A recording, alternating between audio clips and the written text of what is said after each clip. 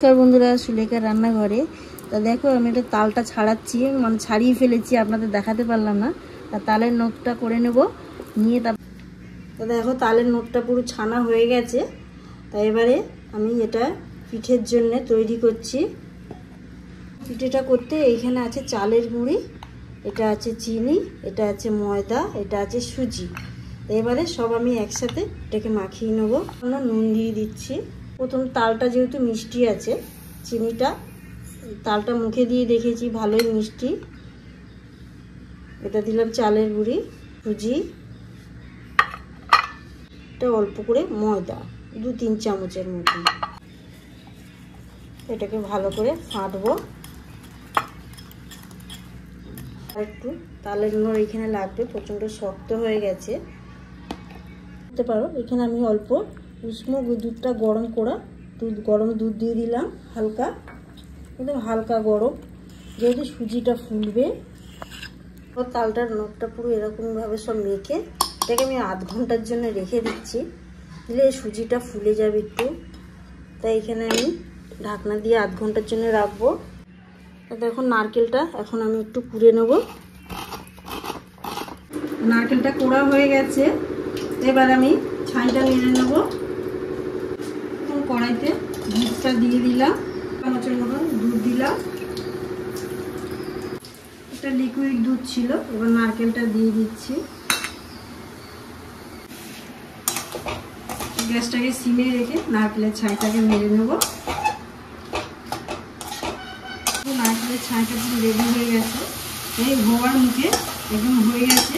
এইখানে আমি একটু ময়দা দিয়ে দিচ্ছি, দিলে জিনিসটা যেহেতু ওইটার সাথে পড়বে তো যাতে ভেঙে না যায়। তো পিঠের সাথে তো দেবো, দিয়ে ওটাকে ভাপাবো যাতে ভেঙে না যায়, সুন্দর একটা বেশ জমাট বেঁধে থাকবে।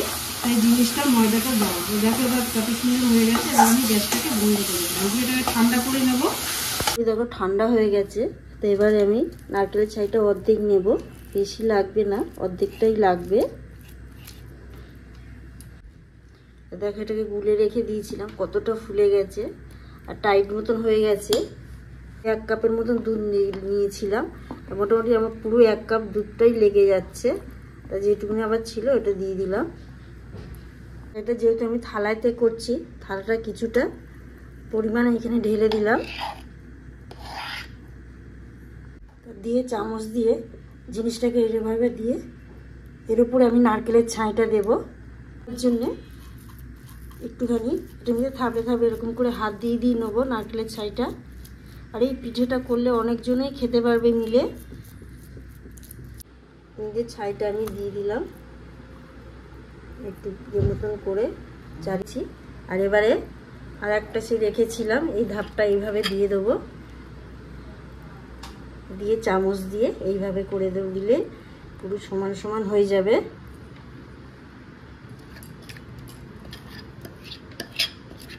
ভালো করে ঝাঁকিয়ে নিতে হবে, নিলে জিনিসটা দেখো পুরো হয়ে গেছে।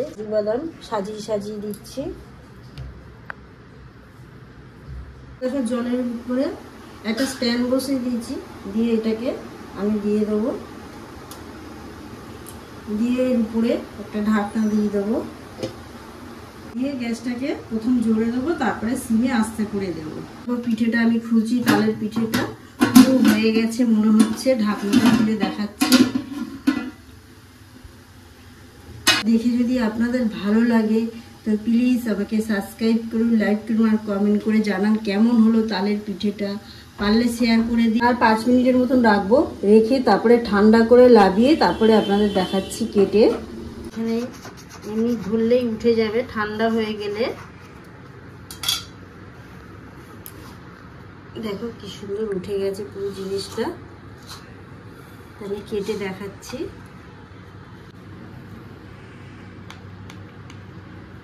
তো দেখো জিনিসটা ফুলেছে, একদম বোঝা যাচ্ছে কত সুন্দর, পুরো পাউরুটির মতন ফুলে গেছে। আর আপনারাও বাড়িতে ট্রাই করে দেখুন। দেখো পুরটা কিন্তু কোনো দিক দিয়ে চারিদিক দিয়ে একদম পুরো বেরোয়নি, একদম সপুষ্ট, কত সুন্দর হয়েছে পিঠেটা, তালের পিঠে। আরও নতুন ভিডিও পাওয়ার জন্য আপনারা চ্যানেলটা প্লিজ আপনারা সাবস্ক্রাইব করবেন।